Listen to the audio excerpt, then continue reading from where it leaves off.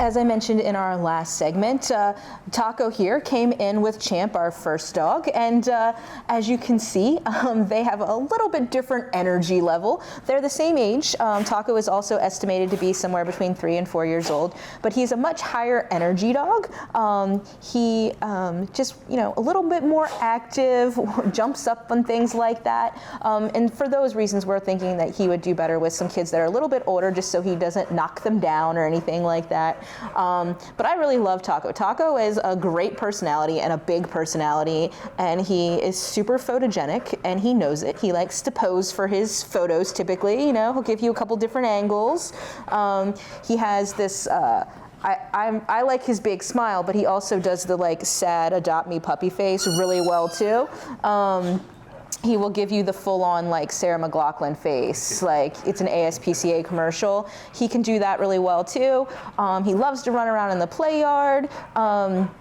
And seems to know, sit already. He's been doing paw or shake. So he's just a great dog. He definitely could work on some manners, but they all could work on some manners.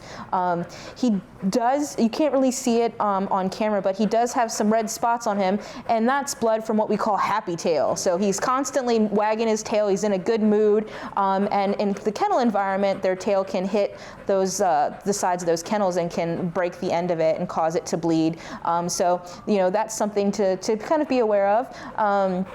Outside of a shelter kennel environment, not really a big factor, but he could smack your coffee table and things like that. So just making sure that that's not going to be an issue for him, getting infected or anything like that. So Taco has a unique talent. What is that? So Taco is an excellent singer. He would be what I guess would be a soprano. Is the type of singer that he would be considered. He loves to communicate with song whenever he's feeling excited or feeling that he needs attention.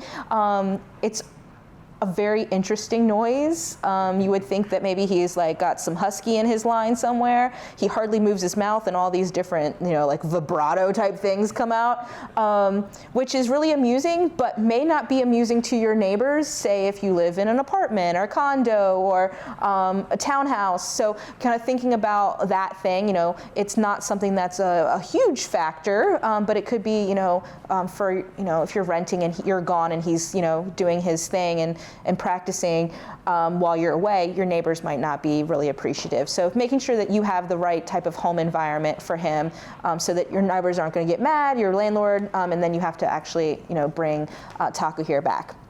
So if you have the space for his, to practice all of his various, scales and whatnot, and you think that Taco is going to be a great fit for your family, then definitely head over to visitfcac.as.me and book that appointment to meet him.